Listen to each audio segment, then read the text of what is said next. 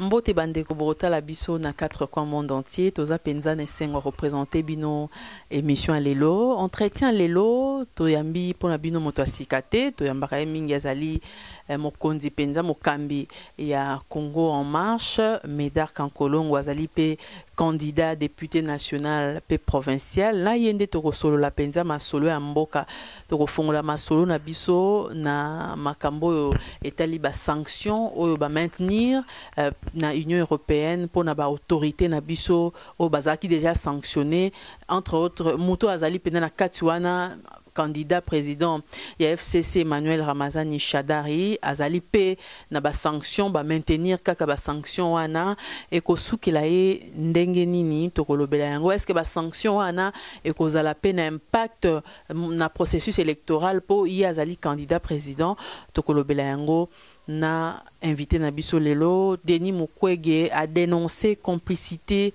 ya communauté internationale na makambo ezoleka na est ya mboka na biso a commenter yango mwa moke processus électoral tracasserie surtout na ba opposant ba candidat président bazali ko tambola pena na ba kokoso mingi pona nini est-ce que pouvoir en place bazali ko banga bango po Ramazani Shadari penza zo tambola na lolenge sengeli na kimia nyonso me bango bakende boy baboy bazonga boy balingite nde tokosolola yango pe comme azali candidat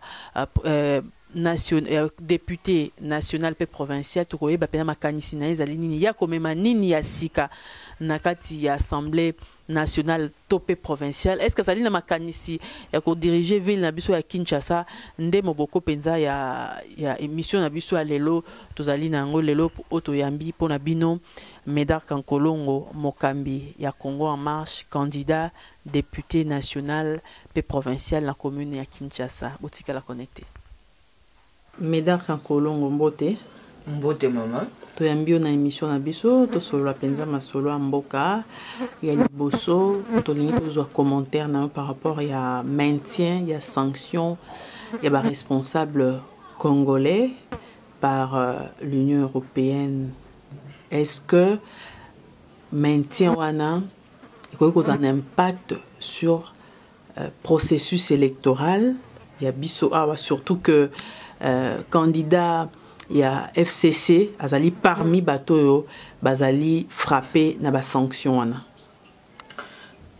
D'abord je devrais remercier Mekasi Koloba pour nani ba sanctionner bateau wana tuna liboso yango wana ba sanctionner bango po ba boma Rossi ba boma Desha bokonzi ya Kabila bokonzi ya Koloba te na botoli mboka na beti masasi bapumoli mboka kobosana te le phénomène kamwena s'appuyer de fausses communes oya maluko korobela te donc ba sanction les ba sanction mon côté exemplaire kasi mama ngai na lo so ba mindele te miyibi pe lisusu ba to lukuta oyoki ba ko lo bandenge nini secrétaire général ya ONU yepe tango basali ba rapport ya enquête ya kamwena sapu yepa bombi ba dossier musu sensible na kaniso tanga rapport ya RFI na ba musu oni ye moko ali ko bomba bato ba cop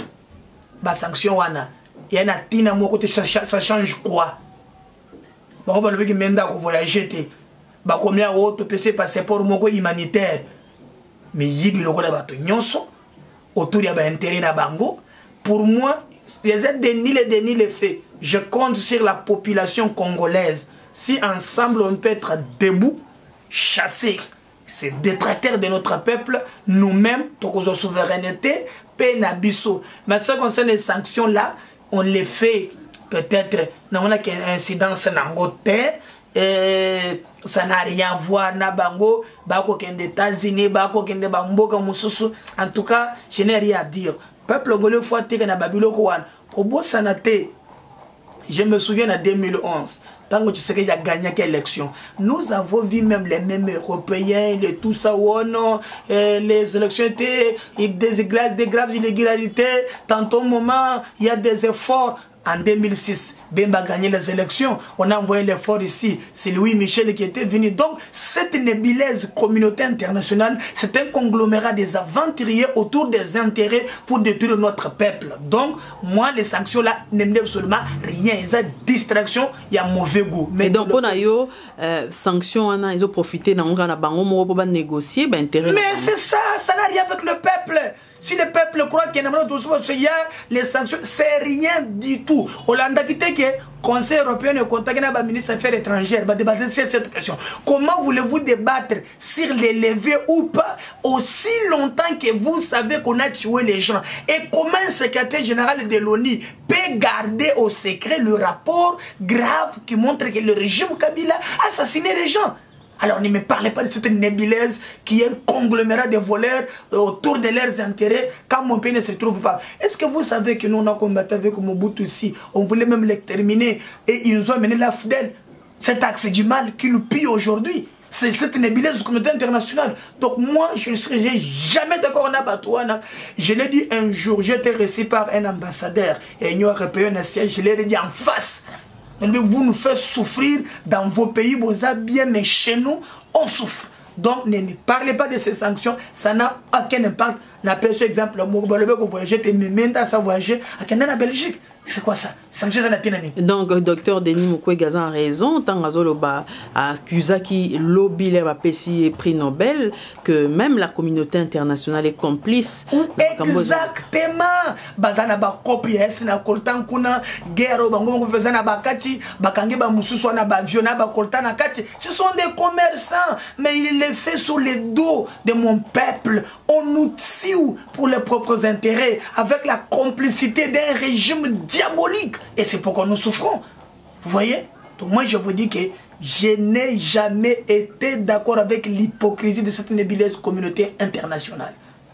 Alors, Médard Kankolongo, parlons maintenant du processus électoral.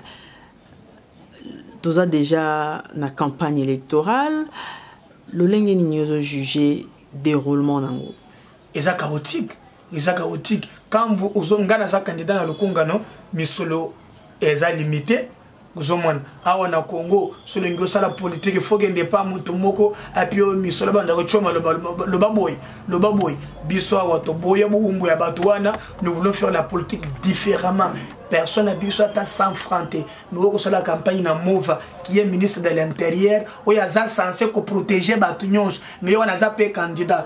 Nous avons un groupe, il y a un bunda. Ce n'est pas facile. Aujourd'hui, la campagne est un moyen de l'État. Donc, la campagne est un campagne. Kasi ya malamu eza ke experience tozo le peuple azolo ba dongolo miswa ngana kusisa bango carrière la kusisa mova carrière ou vini mo zo beta bango na lokonga blague ezate ozo bato basangisa na ba millions ba na ba semoul na ba loso na ba moputa un régime bâti sur la corruption. Mais nous disons la campagne toi un message moko bokonze pour molimboka et bomi incapable, ils doivent partir. Campagne et ça passe parce que toi on a comme attaque moyen de l'État besoin utiliser yango, mais nous le battons avec la confiance de notre peuple. Candidat président et opposition va faire face na bilo mususu surtout na est Félix Tshisekedi notamment Martin Fayoulou. Comment oser juger justement tracasserie wana bazanango? Pourtant Chadari Emmanuel candidat FCC a tambola aisément. Bon, le régime Kabila, c'est un régime, chaque jour nous sommes appelés à vivre sous tension. C'est un régime qui ne change pas. Le menace n'est pas d'aujourd'hui. Nous vivons avec ces menaces du jour au jour, après jour. Donc moi je pense que nous devons nous battre, de combattre pour mettre fin à ces régimes qui par les élections. L'élection, ils ont déjà, ils ont présagé chaotique. Mais pourquoi Binobodo se maintenir car de l'élection? Mais il faut ce qu'on a bango plan B na bango, surtout qu'il faut tout ça la nini. Nous irons aux élections, on est préparé partout où je passe. Je bats campagne, dans un message clair. Nous allons faire le système à Gambie. nazalaki na Bakumbu, nazalaki na pompage, j'étais à l'IPEN, nazalaki na Zamba Telecom, je leur ai dit ceci. Lobi nazalaki à peu près 10 réunions. Toko sala maponami toyebi ke Kabila ko tricher parce que Robosa na tena 2006 à Yibaki, na 2011 à Yibaki, cette fois-ci moi aussi na bango azate. Toko une élection, après élection, toko mi toko affiché. Alors, bato ceux qui ont voté, okozonga ndako te.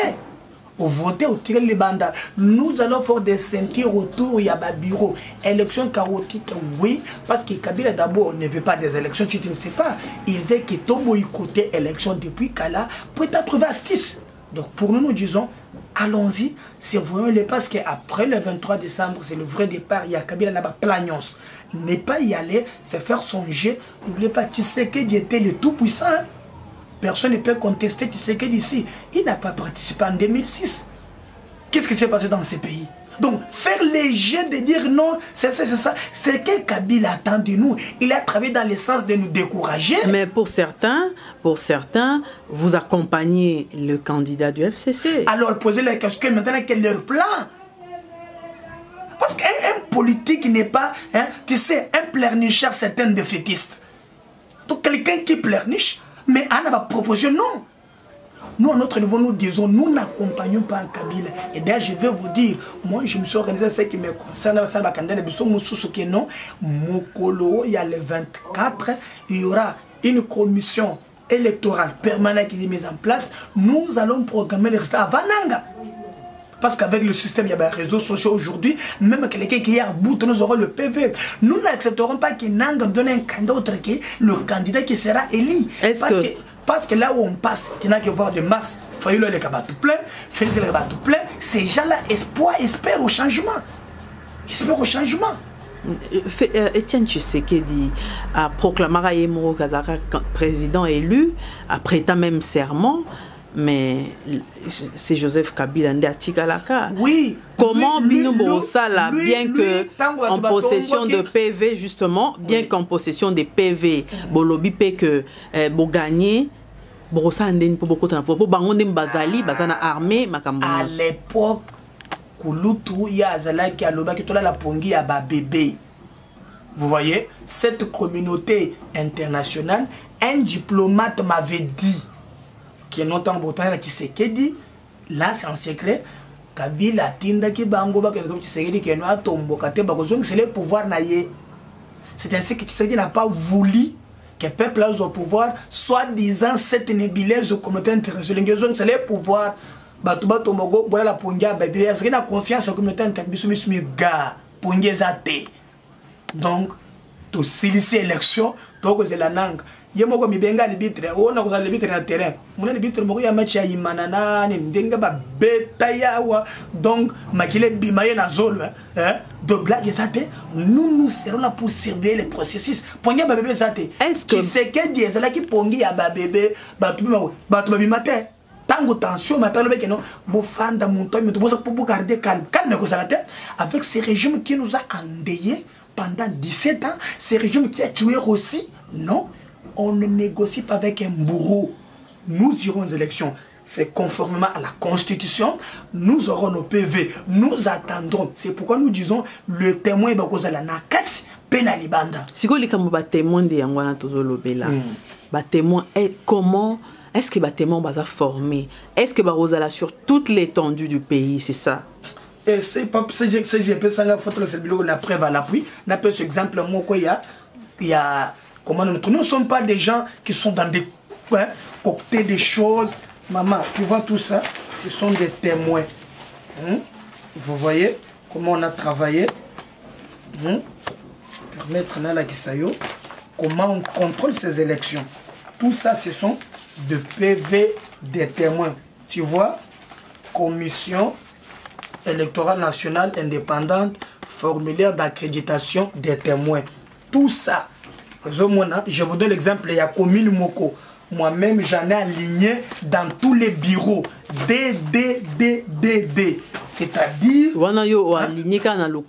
Je vous dis, dans le Congo, on a une cartographie, il y a un bureau d'abord pour la part commune. Il y a une commune, mais j'en ai dans tous les communes où il y a le Congo.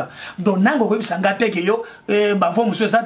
regarde, tout ça, ce sont des PV. Black exact, blague exacte. Mais est-ce que na kati kuna ya walikale soki na walungu soki wapi na ba village na ba fin fond soki nga moko naza candidat na salango bongo, imagine toi na regroupement chaque candidat a une mission wana na epsi ba électeur na place sur na zoleka au voter ko zonga ndakote.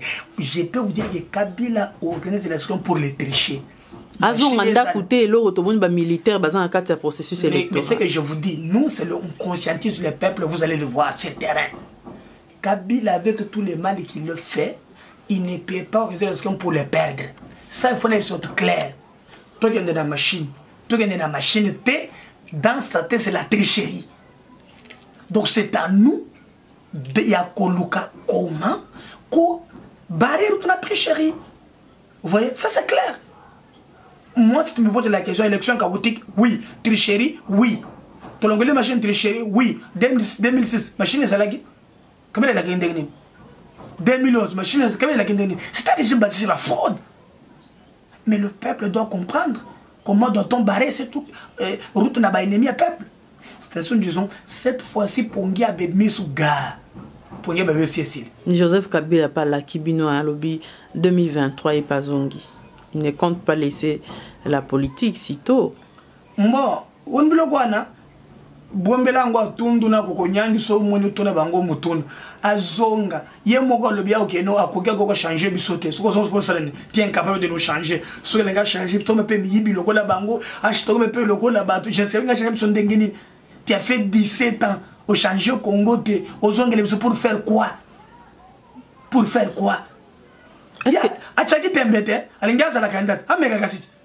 En 2023. Est-ce que cette stratégie tendeti na Russie kuna ezalaki Poutine Nous sommes la République démocratique du Congo, le pays des Kasavubu, le pays de Patrice Emery Lumumba, le pays de Russie. Nous sommes le pays d'Etienne Tshisekedi. Nous sommes le pays. Donc nous sommes un grand pays. Ne nous comparez pas. Nous ici on a dignette. Quand Mobutu nous disait que papa beau, maman moko parti beau moko, nous lui avons dit monsieur Kotambolate, nous sommes ces pays. Bientôt le peuple récupérera pouvoir naïe. Donc, ils ont théâtre, ils ont théâtre naïe. Problème est athée. On peut se monter à le théâtre, on peut il fait un théâtre, à la bacho naïe, mais je vous dis que ça il faut le conjuguer dans les oubliettes. Bande konde bazotuna motuna. Est-ce que ba témoin na bino eza baza coordonné? Est-ce qu'il y a eu une structure où ils ont coordonné Marambo et Taliba, témoin, surveillance et élection? Je vous dis que les autres Salema, d'ailleurs, d'abord, l'église catholique lui-même en a beaucoup, l'opposition travaille aussi beaucoup, donc je peux vous dire sur ce côté-là, les autres Salem. Mais nous avons amplifié. L'opposition, est-ce qu'ils ont une structure, est-ce que c'est organisé? Tout en pêle-mêle, chacun. Ce qui nous concerne, les Kabongo, cette opposition. Quand je te dis dans Moya Lelo, bien sûr, il y a des petits officiers, on a des calculs politiciens, des individus, il faut se trouver, mais l'opposition, c'est le peuple. Ça, ne me parle pas de l'opposition en termes d'individus. Moi, je vois le peuple. C'est opposition à Kabila, qui a 40 000 francs. Opposition à Médecin, Kabila, la cahier, prime Matakate. Donc, c'est cette opposition à Kabila. Opposition au régime. Les individus changent. Donc ne me parle pas de l'opposition en termes des individus que je ne vais pas citer, qui ont sali notre peuple. Moi je vois une opposition en termes de changement, une alternative crédible que le peuple propose, en termes d'une nouvelle génération qui vient chasser, donc écraser cette classe politique qui n'est pas classable. Donc, à mon niveau, je crois que l'opposition, c'est les peuples qui voteront et qui resteront dehors. Mais je vous dis, avec quelques années qui seront dans la salle, on va surveiller les élections. Croyez-moi. Alors, comment ils ont jugé, justement, tout le processus électoral, nombre très élevé de candidats? Partout, il y a des banderoles. Partout, il y a des candidats. c'est dû à quoi? Mais d'abord, hein, il faut te réjouir. Raison pour laquelle c'est le signe de la démocratie. Exactement. Comme FCC Balobara. Non, mais c'est pas ce front contre les Congolais. C'est des points positifs pour na Bango. Bango ba na bot awa. Ils ont trouvé c'est nous. Ba na bot awa. Ba mususu tala mitunde zalaki na matoi. Le ba na ba immeuble partout. Bango nde ba ye ko konza biso na lite na biso avec votre communauté internationale. Bango ba sali biso ni. À part ko boma biso. Yo moni régime qui tue son peuple. Quel est ce régime-là? Donc, à ce qui nous concerne, nous, je peux vous dire qu'ils ont utilisé le sang de nos compatriotes pour s'enrichir. Mais pour le reste, la démocratie, nous l'avons eu quand on était avec Mobutu. Tu sais que les autres lui ont dit, messieurs, pas de parti unique. Kabila, tous ces gens-là, ces commerçants, des petites et moyennes entreprises, ils sont venus ici avec des bottes. Ils ont hérité ce que nous avons eu pu faire. C'est la démocratie, on est belé à Batouana. C'est le peuple qui va... Comme ça, les athées, mais misal na bukonza kabele zalakate. On a besoin de kutona ngata otoni mutu nyon tu dirais que misal zalakate. Un régime basis na ba cop. Tout le monde basa na ba cop. Tala kimbo ndanga zolo be na le grand liboul. Ya Shadari. Ya Likop. Qu'est-ce qui t'entend de telles personnes? Na moni place ta na sonité. Agende kucha pano moko tomboli loboko, hein? Na sewa na ba poule na ba poto. Le ridicule ne tue pas au Congo. C'est regrettable. Et nous devons leur dire, nous devons arriver pour mettre fin à la bêtise. Ça suffit. C'est pas ces 30, 40 individus sans foi ni loi. Et qu'on en otage comme ça. Non. Non et non. Qu'est-ce qui va arriver le 23 décembre, le 25 plutôt, ce qui Séni a proclamé Shadari. Maintenant, Nanga, na Shadari, na machine à voter seront sanctionnés par Yozelo Commune. Même si vous bébé, vous allez sous-sauter. Oui, c'est dans la Sagibus. Soumis sous gars. Ah, Bayeba. Pour qui bébé, ça exacté. Alors, Médard Kankolong, Rosa, candidat député national, n'habité Yomo, faut expliciter, biso, Rosa, candidat Wapi d'abord.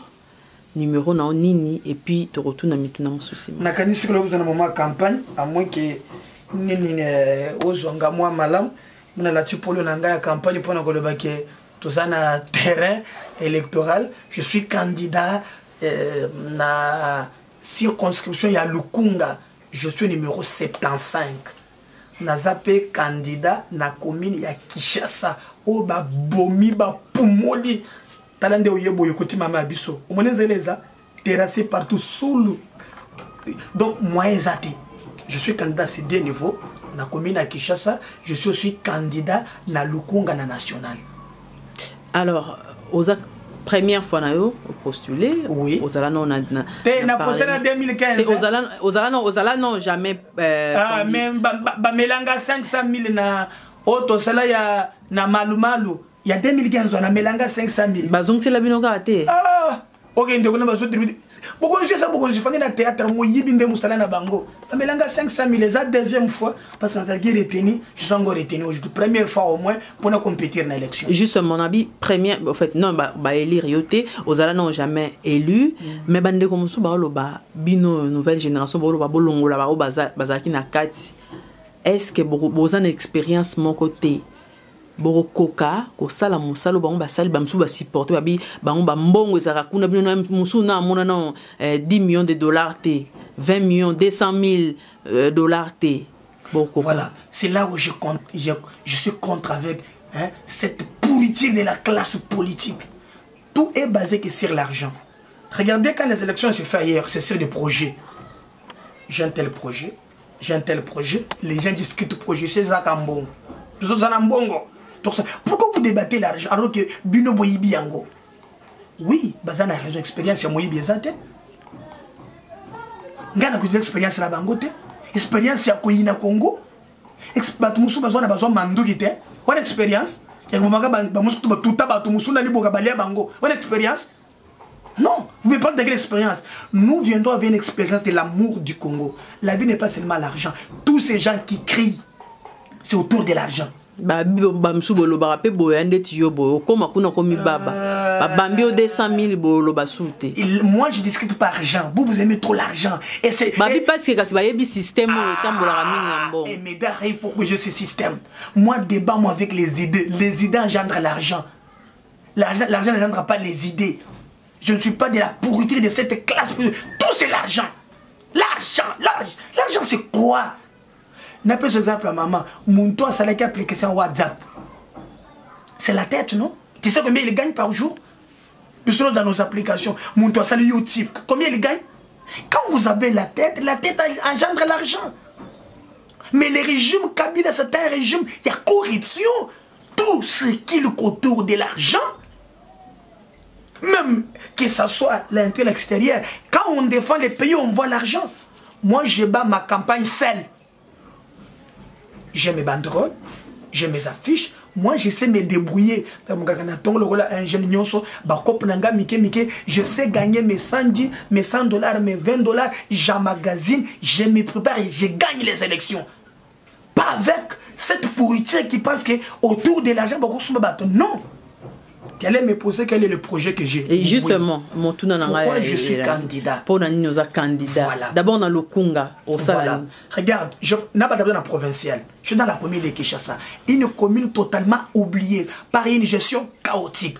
On est dans une commune mokoza mélanger la commune de Kinshasa, la commune d'expatriés et belé. On est d'abord infiltré. L'État est incapable, il y a recensé. Tozana Bawara et belé, Baket Sakabrazana Boutou Boutou, Bayokola Lao. Même le gouverneur est incapable de les identifier. Bébé.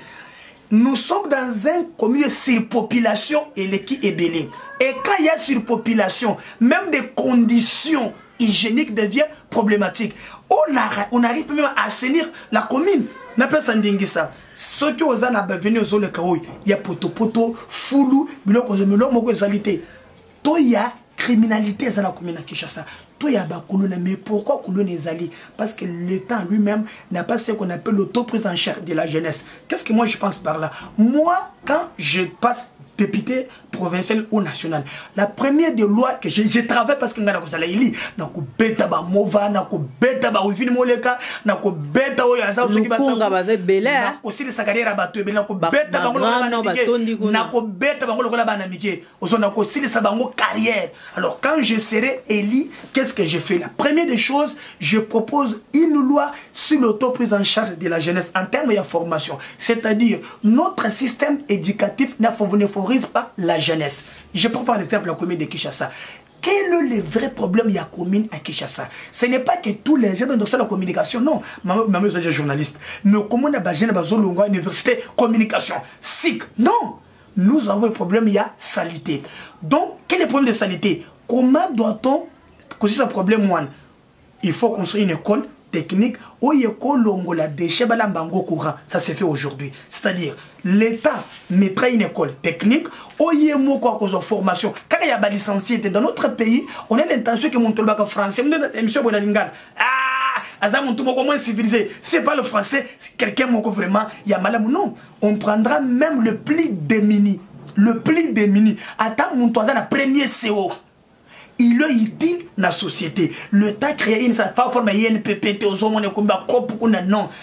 Dans chaque commune, et c'est là, et quand le vrai besoin, et vous avez la place où on a pour aider les jeunes. L'État doit créer des coopératives pour financer la forme de FPI. Dans ma commune, voilà, projet de loi. Oui, et ces coopératives doivent censées être fixées sur la jeunesse. Parce que bien sûr, mais le Congo demain c'est nous. L'État doit commencer à s'assurer na yango. Alors pour faire, nous devons pas être trop de licenciés. Nous en avons 40, 50 000 chaque année. Mais quel est le résultat sur le marché de l'emploi? Pour nous il faut pas la carte licencié, mais il faut que l'État mise en place. Alors que les jeunes congolais sont découragés, ils se débrouillent déjà, mais ils n'ont pas de financement. Si vous allez voir par exemple Finka, il y a caution, ça ne se fait pas. Alors qu'il y a des jeunes, mon toit à la cabine, l'État peut les recruter à même 100. apesi bango financement et yé moko abandi ko récupérer ba pourcentage à la fin de chaque mois et les salles vont aussi engager les autres et le taux ya kuluna to ya mubulu et parce que les jeunes seront occupés et d'ailleurs dans notre pays l'État ne contrôle pas tout le monde. Or l'État est censé nous contrôler nous tous. Comment il va nous contrôler? Sans nous donner les emplois, pas en engageant tout le monde. L'État n'engage pas tout le monde, mais l'État crée les conditions. Je me battrai pour ça, afin que l'État... au niveau national. Au niveau national, mais au niveau provincial. Parce qu'au niveau national, je vais tendre ça pour la République, mais au niveau provincial, je tendrai ça au niveau de la commune. Vous voyez? Et je crois que cause là très bien. Moi, au Parlement, ça blague, non, fimbo, banini wana. Contrôle parlementaire, na ba commission, ba enveloppe et tambola. Maman, ne me parle pas des enveloppes. Moi, je suis un Congo des idées. Tout l'enveloppe, qui voit l'argent partout. Les idées sont aux yomogo et les. Non, mais je vous dis que moi-même, j'ai aligné 20 candidats, non? J'ai 10 candidats au provincial, 10 candidats au national. S'il plaît à Dieu que non, j'ai d'autres candidats, Naleki et Kosunga. Mais au moins, je me bats pour une alternance générationnelle pour que tout le monde tombe, tout le monde liboso. Alors, Motuna Nangandeza qui siko na provincial, nous allons Kinshasa. Est-ce que vous avez ambition et on commence par le gouverneur? Exactement. Exactement. C'est pourquoi j'ai aligné 10 candidats députés provinciaux pour être bel iringa gouverneur. Et bangonyo j'ai pris qu'il y a. C'est pourquoi nous, les gens qui sont nos critiques, oh, bino bozaka boy, boli mais biso toli akate. Tozo loka misolo. Au moins yak. Nous nous battons avec les moyens d'abord. Nous disons, nous, ngai sont la gouverner. Il faut qu'il mboute vraiment ya li babi tozo. Malchance biso so qui mboute le gouverneur. Mais bientôt, je peux vous dire que moi, je serai là, je me bats pour la gouverneur et gestion d'Angaï. Je crois que Bananayo, en tout cas, et l'Engue pour changer l'idée de faire la politique différemment, pas autour d'argent. Parce que l'argent, Congolais, tout c'est toujours l'argent. Il est prêt à tuer son frère pour l'argent. Ah là, mais c'est ce que j'ai dit. Nous venons avec ces Congo de valeurs et on a dit que je mets d'abord en exergue l'emploi des jeunes. Mais on a parlé sur l'exemple de la politique, il y a expatriés, Kinshasa, expatriés. Plein. Comment faire pour les gérer d'abord? Mais d'abord, il y aura une loi parce que nous avons proposé l'Assemblée provinciale arrive. Il y a des bandoga, mais c'est ça ce que vendez connaît. Ma peut-être que m'tende pas qui m'bouta chaque jour. Yo solo rien. Donc je peux vous dire que très bien. Et je mettrai une loi sur ça pour que non seulement ça, que côté Libiso, mais même dans les avenirs, beaucoup mieux que ça, il y a les petits commerces aux arts réservés à la nationaux. Je mettrai l'accent sur ça. Si vous êtes gouverneur, la première de par exemple, je vais commencer d'abord à regrouper Batu, Naba coopérative selon Bani, Nabango. Je vais commencer à les contrôler. Quand je les contrôle, j'aurai des impôts. Ce qui pose le problème ici, les gens n'ont pas confiance. Aux Zimbongo, au fouti vignette, au foutinine, ça sert à quoi? Kimbuta genda kobina ngot. Yo ya zolo bateke yo mort les qui $100 000. Bongo tongango ba parler. Est-ce que tu comprends pas? Cet argent là, est-ce que ngana zona courage na fout impôt? Mais quand moi je suis gouverneur, parce que nous confiance et d'abord partout au monde, on trouve les moyens par des financements extérieurs, par les impôts. C'est clair. Et mais comment contradiction est allée au lobby salité zamini na commune Kinshasa pourtant commune Kinshasa ba boutique et tonda. Mais quand vous avez d'abord un bourgmestre coopérant, vous avez Kiombuta. Et une assemblée provinciale qui ne fait qu'acclamer avec tout ce qui s'est fait ici. Partout ailleurs quand même, il y aura quand même un sanctionné par le gouverneur. Mais on a eu ce qui m'a interpellé à taille. Le député va nous pas. Donc c'est grave. C'est grave. C'est pourquoi je suis gouverneur. Mais pour tout le temps, c'est la volonté politique. Parce que l'argent, non, mais pour déjà moi, je suis dans sa carrière à Batobili, moi je suis un enfant d'un pauvre. Je me suis construit sans personne n'est plus dans ce pays que nous avons mis en Gazate. Na mboko yo Congo na Kisha, je suis une voix. Tangata na banin, na ba émission na yo, talaba nombre vinga na talaba commentaire ndo na baka. Mais je me suis construit moi-même. L'argent est zappé. Donc je vous dis que moi je rêve un Congo debout, le bien que ça très bien.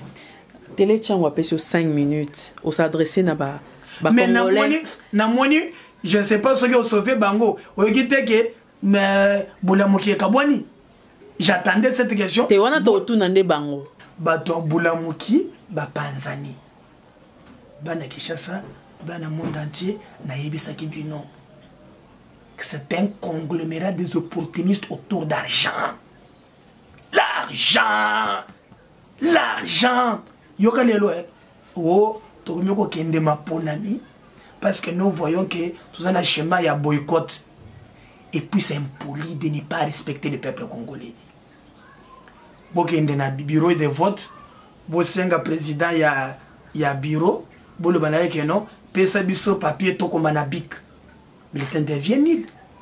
Et puis bokende kuna soki bokomi kuna ba pesa bino bulletin il y a bulletin de vote te bobo yango. Pourquoi tu envoies les enfants des autres? Tu sais bien que Bukonzi a kabile kanga que tu as ba jeko ba carbone ba la prison. Est-ce que ba putain ba le kabango? Pour na nini lokoso? Et tu dis ça que non, ba kende kuna loi lobby que bureau ya scène la inviolable. On arrête que bana bato mususu. Moi no ya kobimba parce na kabambare na bunya na Beni, na Kisindi, na Kabeya Kamwanga, ce qui a bimi kuna na bilite bakangiye. Oko sala nini? Non, il faut éviter ça. Donc aujourd'hui, bon comprendre que na ibsaki bino que cette histoire là cocté sire. Ouais, la mouka. Ngabe ngo bulamuki. Cette histoire ya bulamuki là, c'est quelque cocté. Dans les avions moulaïté, les avions moulaïté. Nous devons aimer ce pays, pas faire la politique au nom des intérêts, mais regarder ces peuples qui souffrent. Alors, Télé Tchang sur 5 minutes, on s'adresse à les lecteurs, parce que Télé Tchang a suivi, les lecteurs n'ont pas la paix.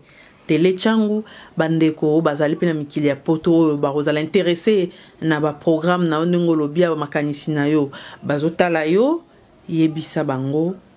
Ba contact na yo pe oyebisi bango nini ngana kosenga biso toboyi kosala politique ya kolanda ka okende loba boyete tozana moment campagne électorale bana poto mingi otolingaka tosala ka loba ka bien na campagne électorale le compte des athées ici c'est l'argent ngana bouina ngabiloko wana je compte sur vous tu peux nous contacter na plus 243 89 87 76 041 plus 243 89 87 76 041 et un numéro nabiso ya WhatsApp.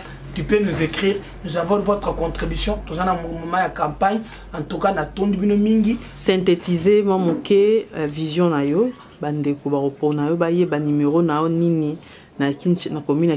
Voilà, merci beaucoup na occasion PC biso bande koboye bakengai wabino nali candidat na commune ya Kinshasa au numéro 6 nazana lukunga na national na numéro 75. Je suis un candidat, il y a rupture, je me battrai pour l'autoprise en charge de la jeunesse, je me battrai pour l'assainissement, je me battrai pour la garantie santé.